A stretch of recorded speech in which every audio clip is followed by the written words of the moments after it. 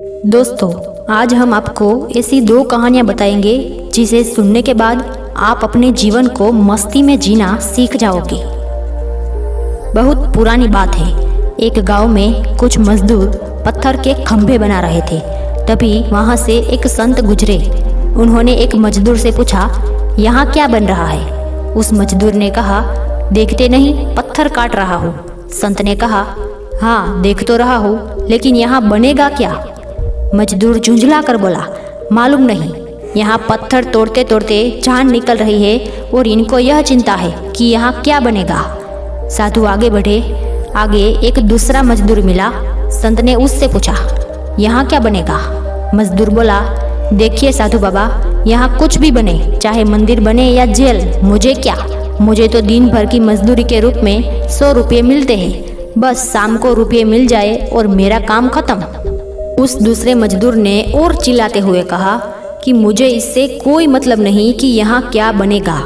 साधु आगे बढ़े तो तीसरा मजदूर मिला। साधु ने उससे पूछा कि बेटा यहाँ क्या बनेगा?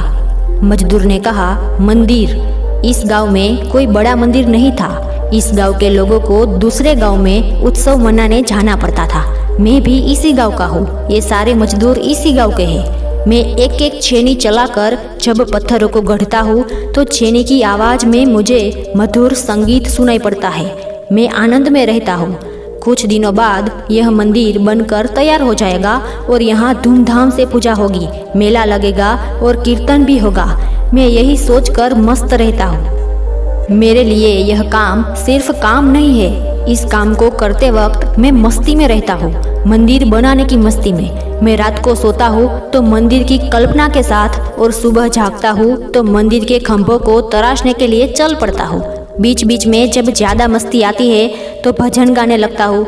जीवन में इससे ज़्यादा काम करने का आनंद कभी नहीं आया।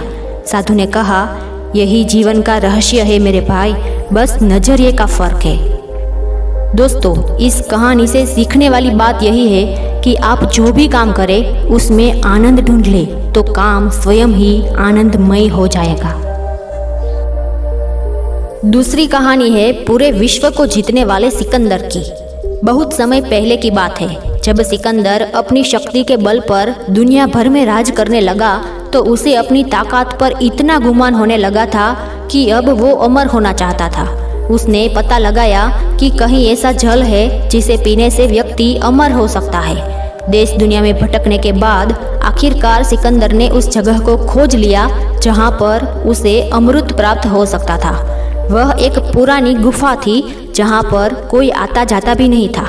देखने में वह बहुत डरावनी गुफा लग रही थी, लेकिन सिकंदर ने एक जोर की सांस ली और गुफा में प्रवेश कर गया। वहां पर उसने देखा कि गुफा के अंदर एक अमृत का झरना बह रहा है। उसने जल पीने के लिए हाथ बढ़ाया ही था कि एक कौवे की आवाज आई। कौवा गुफा के अंदर ही बैठा था। कौवा जोर से बोला, ठहर, रुक जा, यह भूल मत करना। सिकंदर ने कौवे की तरफ देखा। वह कौवा बड़ी ही दयनीय अवस्था में था। उसके पंख झड़ गए थे, पंजे भी गिर गए थे, वह अंधा भी हो गया था। बस कंकाल मात्र ही शेष रह गया था। सिकंदर ने उससे कहा, तू कौन होता है मुझे रोकने वाला? मैं पूरी दुनिया को जीत सकता हूँ तो यह अमृत पीने से मुझे तू कैसे रोक सकता है? तब कौवे ने आंखों से आंसू टपकाते हुए बोला कि मैं भी अमृत की तलाश में इस गुफा में आया था और मैंने जल्दबाजी में अमृत पी भी लिया, लेकिन अब मैं मर नहीं सकता। अब मैं मरना चाहता हूँ लेकिन मर नहीं सकता। देख लो मेरी हालत। कौवे की बात सुनकर सिकंदर देर तक सोचता रहा। सोचने के बाद फिर बिना अमृत पिए ही चुपचाप गुफा से बाहर वापस लौट गया। सिकंदर समझ चुका था कि जीवन का आनंद उस समय तक ही रहता है जब तक हम उस आनंद को भोगने की स्थिति में होते हैं। इसीलिए जीवन में हमेशा खुश रहना चाहिए। हमें कभी भी खुश रहने के लिए बड़ी सफलता या समय का इंतजार नहीं करना चाहिए, क्योंकि समय के साथ हम बूढ़े होते जाते हैं और फिर अपने जीवन का असली आनंद नहीं उठा पाते हैं।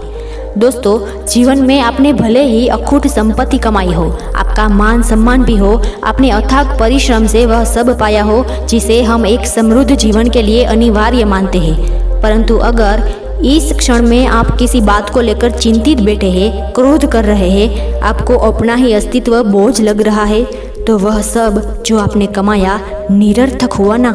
भले ही आपने कुछ भी ना कमाया हो, मगर इस क्षण अगर आप गहरे आनंद से भरे हुए हैं तो आपकी जिंदगी सार्थक हुई। याद रखना, जिंदगी जो है वो आज में है। हमारा वर्तमान क्षण ही अंतिम सत्य होता है।